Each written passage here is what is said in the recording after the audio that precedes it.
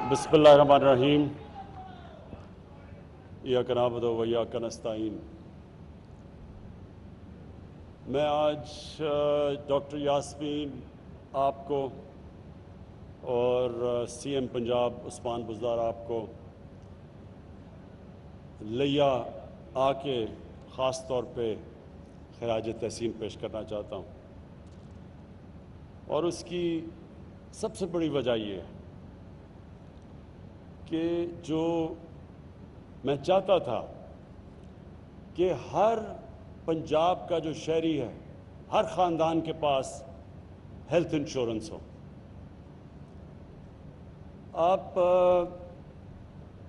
मेरे जो यहाँ लोग बैठे हुए हैं और जो टीवी पे लोग सुन रहे हैं, मैं सिर्फ आपको ये बताना चाहता हूँ कि मैं जब 18 साल की उम्र में पहली दफ़ा बरतानिया गया तो मुझे वहाँ दो चीज़ें नज़र आईं जो पाकिस्तान में नहीं थी। जबकि पाकिस्तान तब भी दुनिया में बड़ी हैसियत रखता था। पाकिस्तान आज से 50, 60, 60 साल पहले पाकिस्तान की दुनिया में बहुत हैसियत थी, तेज़ी से तरक्की कर रहा था, दुनिया में तेज़ी से ऊपर जा रहा था और हमारी मिसालें भी दी जाती थी दुनिया को। पाकिस्तानियों के लिए कोई वीज़े की ज़रूरत नहीं होती थी, दुनिया में कहीं भी चले जाएं। तो तब जब मैंने बरतानिया गया, मैंने पहली दफ़ा दो चीज़ें देखी जो पाकिस्तान में नहीं थी। एक, कानून की हुक्मरानी। कोई उनका प्राइम मिनिस्टर कानून से ऊपर नहीं था, कोई उनका बरतानिया का शहज़ादा या शहज़ादी कानून से ऊपर नहीं थे, सबके लिए एक कानून था। और दूसरा, मैंने पहली दफ़ा ज़िंदगी में एक फलाई रियासत देखी। हम कोई भी जाके अगर सरकारी अस्पताल में चले जाएं तो हमारा मुफ्त इलाज होता था। हम यानी कि हम तो बरतानिया के शहरी भी नहीं थे, तो बरतानिया के शहरियों का हर सरकारी अस्पताल में मुफ्त इलाज था। तो ये पहली दफ़ा मैंने अपनी ज़िंदगी में समझा कि फलाई रियासत होती क्या है। क्योंकि पाकिस्तान, जब ये पाकिस्तान बना था तो इसने इस्लामी फलाई रियासत बननी थी। तो हमने तो कभी यहाँ फलाई रियासत नहीं देखी, लेकिन बरतानिया में देखी। और वहाँ एक गरीब आदमी अगर उससे कोई नाइंसाफ़ी होती है, वो अदालत में जाता है तो उसको मुफ्त इंसाफ मिलता है, लीगल एड मिलती है वहाँ। अगर वो उसके पास पैसा नहीं है, वो गवर्नमेंट स्कूलों में जाता है, उसको मुफ्त उसके बच्चे को तालीम मिलती है, और वो तालीम जो कि उसको मुल्क का प्राइम मिनिस्टर बना सके। ये नहीं कि हमारे सरकारी स्कूलों में जो तालीम मिलती है वो ऊपर ही बेचारे बच्चे नहीं आ सकते। और फिर अगर वो बेरोज़गार होता है तो हुकूमत पैसे देती थी रोज़गार जब तक नहीं मिलता, अनएम्प्लॉयमेंट बेनिफिट्स जब तक रोज़गार नहीं मिलता था। और फिर जो सबसे बड़ी नेमत, मेरे ख्याल में जो सबसे बड़ी नेमत थी वहाँ, वो थी कि मुफ्त इलाज। देखें, ये सिर्फ गरीब ख़ानदान, कमज़ोर घरानों के, बल्कि सफ़ेद पोश वो लोग जानते हैं कि जिनके घरों में बीमारी हो और उनके पास पैसा ना हो इलाज का, वो जानते हैं कि वो किस हिसाब से घर गुजरता है। शौकत खानम हॉस्पिटल क्यों बनाया? वालदा को मेरी कैंसर थी, अस्पताल में मैं गया डॉक्टर को लेने के लिए, उधर मुझे कैंसर का गरीब मरीज़ मिल गया। तो वो जो डॉक्टर का असिस्टेंट था उसने मुझे बताया कि ये सारा दिन मजदूरी करता है और सारी रात अपने भाई के साथ, जो कैंसर का मरीज़ है, उसके साथ रात गुजारता है, और फिर भी उसके पास पैसे पूरे नहीं होते दवाइयों के लिए। तो मैंने तब ये सोचा कि हम जो अल्लाह ने हैसियत भी दी थी, पैसा भी दिया था, अगर हम इतने अजाब से गुजर रहे हैं तो ये बेचारे गरीब लोगों के ऊपर क्या गुजरती होगी। वो वजह थी कैंसर हॉस्पिटल बनाने की शौकत खानम। تاکہ کوئی بھی غریب آدمی آئے اس کا علاج ہو رہا ہو. اگر اس کے پاس پیسے نہیں ہیں، اور کینسر کا بہت مہنگا علاج ہے، سب سے مہنگا علاج کینسر کا ہے، تو یہاں تو 90% لوگوں کے پاس کبھی بھی پیسہ نہیں ہوگا کینسر کا علاج کروانے کے لیے. تو لہٰذا وہ ہسپتال اس لیے بنا تھا کہ کسی کو ایک تکلیف میں پورا خاندان مجبور ہو تو ان کو یہ فکر نہ ہو کہ اگر پیسہ نہیں ہے تو علاج ان کا ہوگا. تو تب سے میں نے سوچا کہ اللہ نے کبھی بھی مجھے موقع دیا، اس ملک کا اقتدار دیا، تو سب سے ضروری، سب سے پہلا کام میں نے کرنا ہے کہ ہمارے عام لوگوں کے لیے یہ عذاب اٹھ جائے کہ اگر گھر میں بیماری ہے، وہ پہلی تکلیف ہے، تو ان کو یہ فکر نہ ہو کہ ہمارے پاس پیسہ نہیں علاج کروانے کے لیے. لہٰذا یہ جو ہیلتھ انشورنس آج اناؤنس کرنے کے لیے میں خاص طور پہ لے آیا ہوں، یہ اتنا ضروری ہے. دو قسم کے دنیا میں لوگ ہیں. ایک وہ لوگ ہیں جنہوں میں اللہ میں ایمان ہے، وہ سمجھتے ہیں کہ اللہ کی مرضی کے بغیر کچھ دنیا میں ہو ہی نہیں سکتا. دوسرے وہ لوگ ہیں جو سمجھتے ہیں کہ یہ دنیا ویسی چل رہی ہے، اس میں اللہ کا کوئی مداخلت نہیں ہے. دو قسم کے لوگ ہیں نا، ایک اللہ میں مانتے ہیں، ایک نہیں مانتے. جو میرا ایمان ہے وہ یہ کہ اگر آپ کے پاس پیسہ ہے بھی نہیں، جو پاکستان کے پاس ابھی تک وہ پیسہ نہیں ہے، لیکن اگر آپ انسانیت کے لیے اپنی ساری زور لگاتے ہیں، ایفرٹس کرتے ہیں، پیسہ خرچ کرتے ہیں انسانیت کے لیے، انسانوں کی بہتری کے لیے، تو میرا ایمان یہ ہے کہ اس ملک کو جب اللہ خوش ہوتا ہے، کیونکہ وہ خوش تب ہوتا ہے جب اس کی انسانوں کی کوئی خدمت کرتا ہے. اللہ تو اس سے پیار کرتا ہے جو اللہ کی مخلوق سے پیار کرتا ہے.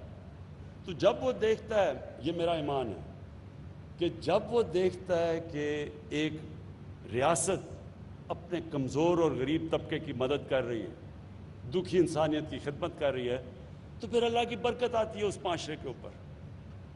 اور یہی وجہ تھی کہ جب ہمارے نبی صلی اللہ علیہ وسلم نے مدینہ میں، جب پیسہ بھی نہیں تھا مسلمانوں پہ، برے حالات تھے، لیکن ریاست نے اپنے کمزور طبقے کی ذمہ داری لے کے دنیا کی تاریخ کی پہلی فلاحی ریاست بنائی مدینہ میں. اور پھر یہ دنیا اس گواہ ہے کہ کبھی دنیا کی تاریخ میں اتنا بڑا انقلاب آیا نہیں جو کہ وہ مدینہ کی ریاست کے بعد آیا، بلکہ مدینہ کی ریاست لے کے آئی. یہ دنیا میں کبھی ایسے ہوا ہی نہیں ہے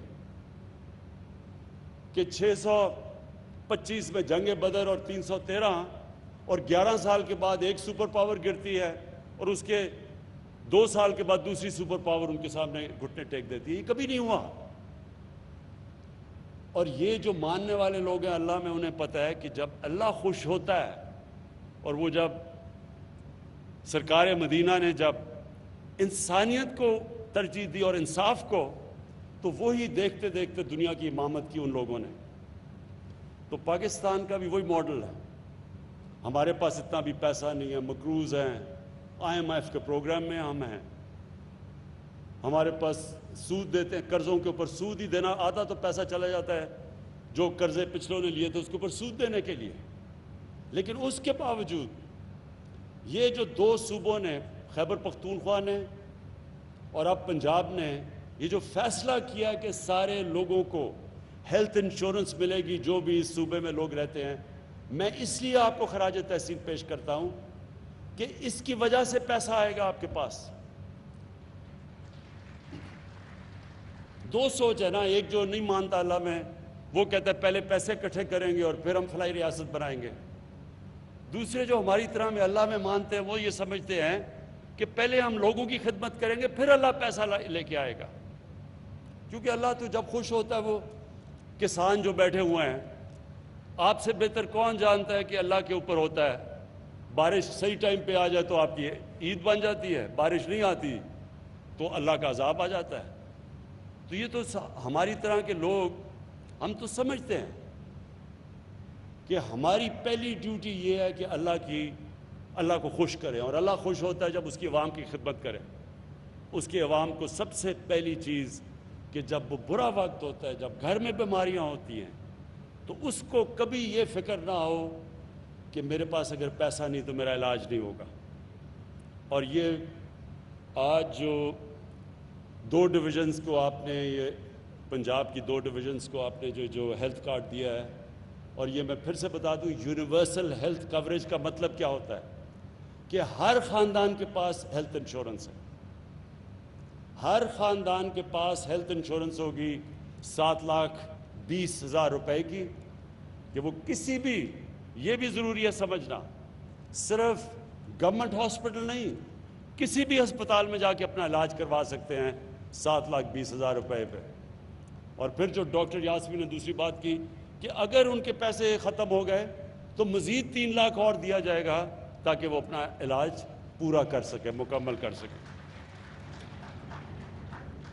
اور یہ میں ڈاکٹر یاسمین آپ کو، آپ کی ہیلتھ ڈپارٹمنٹ اس کو، اور یہ بہت بڑی ذمہ داری ہے اسٹیٹ لائف کے اوپر، اور یہ ہمیں سارا، ہماری فیڈرل گورنمنٹ اسٹیٹ لائف کے ساتھ مسلسل ہم اس کو اسکروٹنی کریں گے، اس کو دیکھتے رہیں گے، اس کی پوری طرح اس کے اوپر نگاہ رکھیں گے، کیونکہ یہ بہت بڑا، یہ کبھی ہوا ہی نہیں ہے۔ اور میرا تو ایمان یہ، اب تک ہم دنیا کو فالو کرتے ہیں، ہم دیکھتے ہیں جو دنیا میں کیا ہو رہا ہے، یہ تو پاکستان پہلا وہ ملک وہ کام کر رہے ہیں جو شاید ہی دنیا میں کہیں ایسا ہے۔ یہ جو سسٹم ہم لے کے آ رہے ہیں دنیا میں نہیں ہے، یونیورسل ہیلتھ کوریج، یعنی آپ لوگوں کو یہ بھی نہیں کہہ رہے کہ پریمیم دے، انشورنس کی جو پریمیم دے، مفت آپ پریمیم گورنمنٹ دے رہی ہے علاج لوگوں کا کروانے کے لیے۔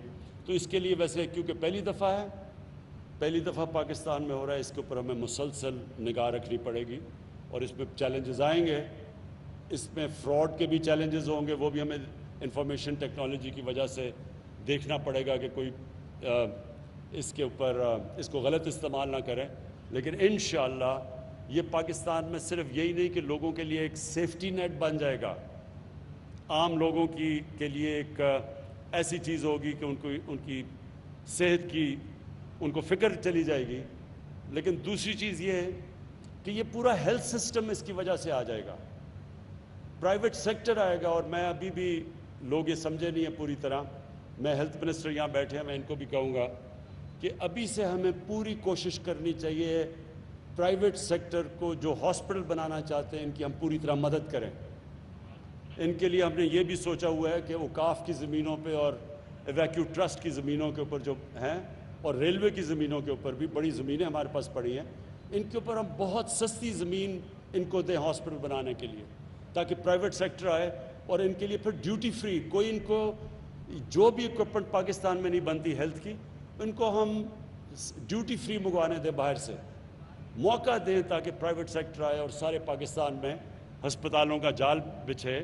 اور جو اتنا بڑا مسئلہ ہمارے لوگوں کا ہے صحت کا، کہ یہ مجھے بڑے افسوس سے کہنا پڑتا ہے کہ ہم دنیا میں وہ ملک پیچھے رہ گیا دنیا سے، جدھر ہماری بچے تقریباً دنیا میں ان چند ملکوں میں سے ہیں، سب سے زیادہ ہمارے بچے 5 سال کی عمر سے پہلے وفات پا جاتے ہیں، کیونکہ بنیادی ہم ان کو پانی نہیں دے سکتے صاف پینے کا، اور جو بھی بنیادی ان کو ضروریات ہیں۔ اور دوسرا، ہماری جو مائیں ہیں، سب سے زیادہ ڈیلیوری کے پوائنٹ پہ پاکستان میں، دنیا میں وہ چند ملک ہیں، سب سے زیادہ مائیں مرتی ہیں ڈیلیوری کے ٹائم پہ۔ اس لیے یہ بڑا امپورٹنٹ ہے۔ جو دوسری چیز آپ نے یہاں لیا، اور یہ جتنی ریموٹ ڈسٹرکٹس ہیں، مدر اینڈ چائلڈ ہاسپٹلس کا جو 5 ہاسپٹلس بنانے کا فیصلہ کیا، یہ بھی بہت ضروری اس لیے تھا کہ پھر سے میں کہہ رہا ہوں کہ چائلڈ مورٹیلٹی اور